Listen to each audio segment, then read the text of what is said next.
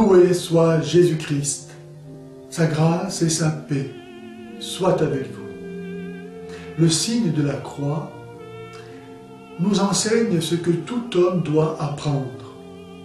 Premièrement, que les hommes sont mauvais, puisque nous avons tué l'innocent par excellence, le juste et le saint. Et deuxièmement, que Dieu est bon, puisque Jésus, du haut de la croix, prie en disant « Père,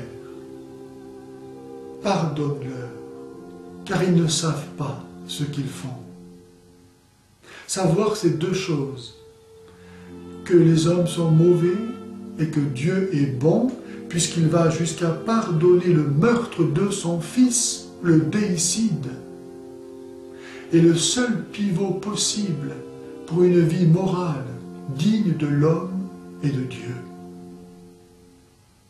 Le signe de la croix est un résumé saisissant de la foi chrétienne.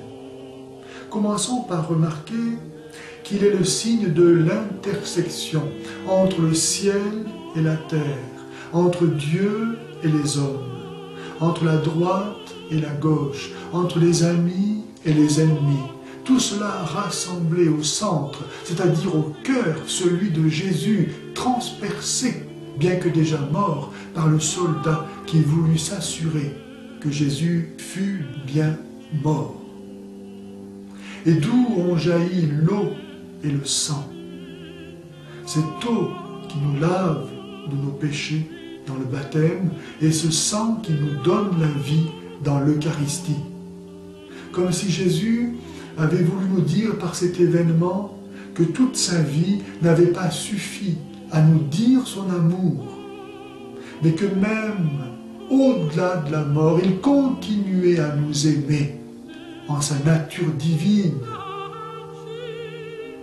Cette eau et ce sang répandus par son cœur transpercé sont une annonce de sa résurrection, puisqu'ils sont le signe de son amour qui nous vient d'au-delà de la mort. N'est-ce pas magnifique?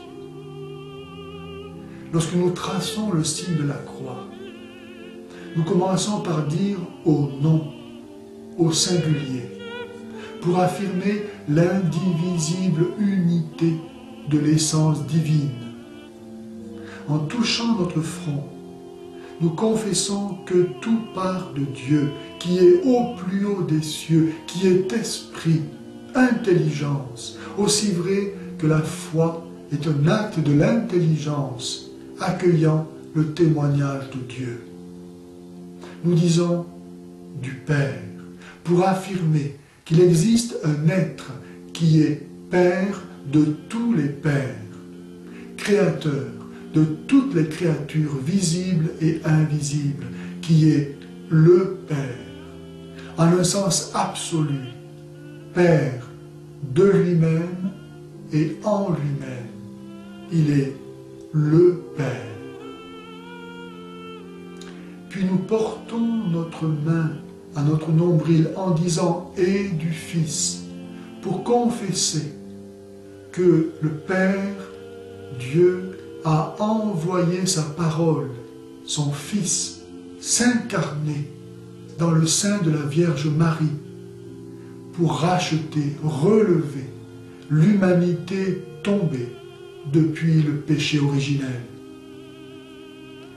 Et nous terminons en disant « et du Saint-Esprit », touchant successivement nos épaules, pour affirmer que le Saint-Esprit unit le Père et le Fils, parce qu'il est l'amour du Père et du Fils.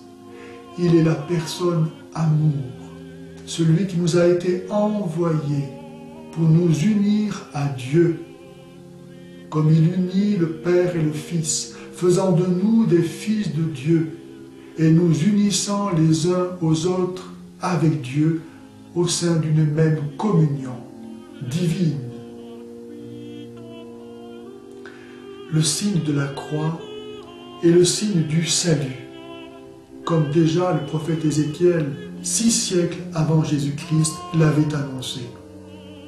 Par ce simple signe, nous confessons les principaux dogmes de la foi chrétienne.